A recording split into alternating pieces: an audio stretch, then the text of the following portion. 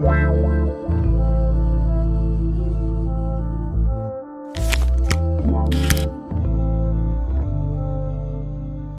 est la fête de Christ roi de l'univers.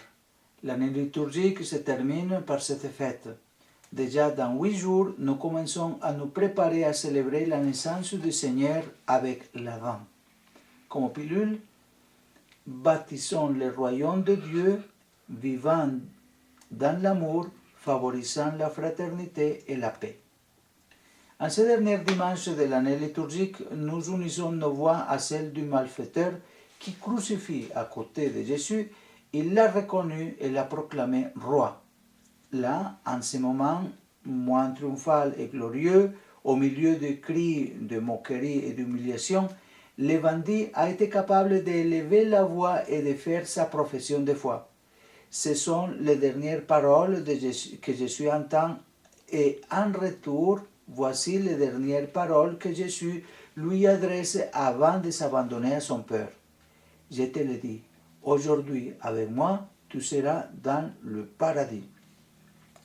Le passé tortueux de larron semble pour un instant recevoir un sens nouveau, accompagner de près la passion du Seigneur.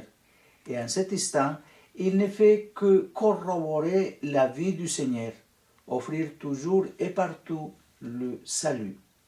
Le calvaire, lieu de désarroi et d'injustice, où l'impuissance et l'incompréhension se rencontrent, accompagné des murmures et des chuchotements indifférents, justifiant les bons cœurs successifs au pied de l'innocent, devient, grâce à l'attitude du bon larron, une parole d'espérance pour l'humanité tout entière.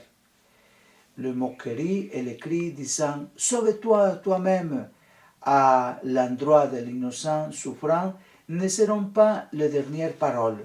Au contraire, ils suscitent la voix de ceux qui se laissent toucher le cœur et qui choisissent la compassion comme la manière appropriée de construire l'histoire. Aujourd'hui, nous voulons renouveler notre foi et notre engagement. Nous connaissons bien l'histoire de nos échecs, de nos péchés, de nos failles, tout comme le bon larron. Mais nous ne voulons pas que ce soit cela qui détermine ou définisse notre présence et notre avenir. Nous savons qu'elles ne sont pas rares les fois où nous pouvons baigner dans l'atmosphère commode du cri facile et indifférent du « sauve-toi toi-même » et oublier ce qui signifie se charger de la souffrance de beaucoup d'innocents. En ce moment, avec la guerre en Ukraine, nous voyons le niveau de destruction dont l'être humain est capable. C'est pourquoi, comme le bon larron, nous voulons vivre cet instant où nous pouvons élever nos voix afin de professer notre foi en défendant et en servant le Seigneur, l'innocent souffrant. Nous voulons l'accompagner dans sa passion, le soutenir dans sa solitude et dans son abandon, et écouter une fois encore que le salut est la parole que le Père veut offrir à nous tous. Aujourd'hui, avec moi, tu seras dans le paradis. Ce salut et cette certitude, les martyrs en ont courageusement témoigné par leur vie. Nous voulons cheminer sur leurs traces. Nous voulons suivre les pas de ces martyrs pour proclamer avec courage que l'amour donné, offert et célébré par le Christ en croix est capable de vaincre toutes sortes de haine, d'égoïsme, de moquerie et d'évasion. Il est capable de vaincre tout pessimisme stérile ou tout bien-être aux allures d'une évasion dans la drogue qui finissent par paralyser quelques bonnes actions ou quelques choix. Le Concile Vatican II nous le rappelle.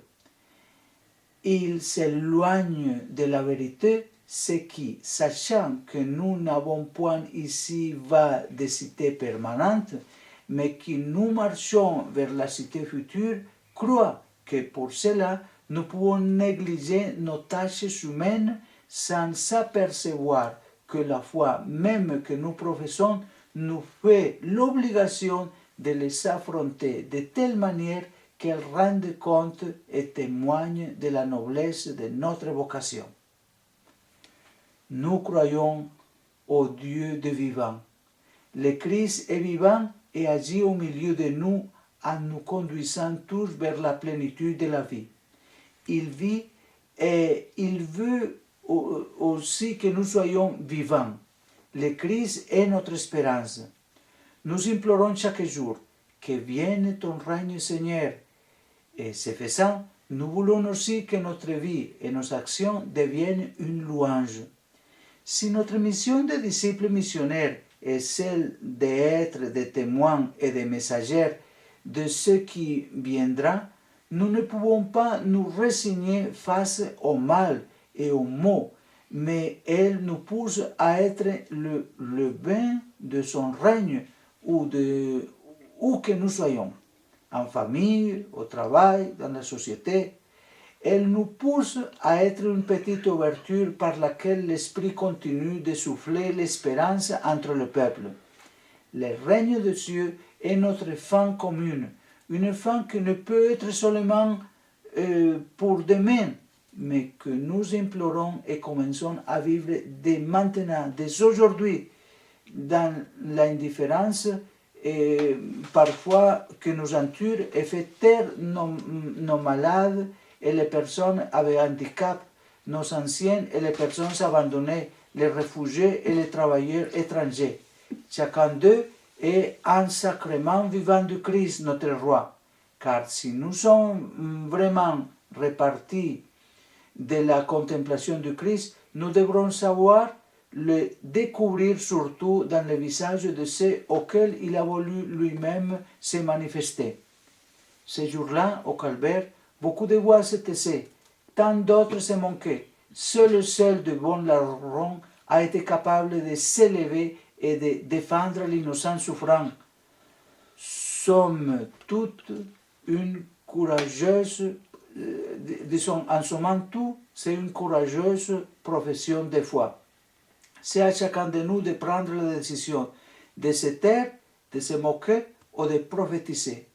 Le peuple qui a vécu la guerre porte dans son âme une blessure difficile à guérir, signe de la souffrance inexprimable de tant d'innocents, des victimes provoquées par des guerres d'hier, mais qui continuent de souffrir aujourd'hui dans cette troisième guerre mondiale par morceaux.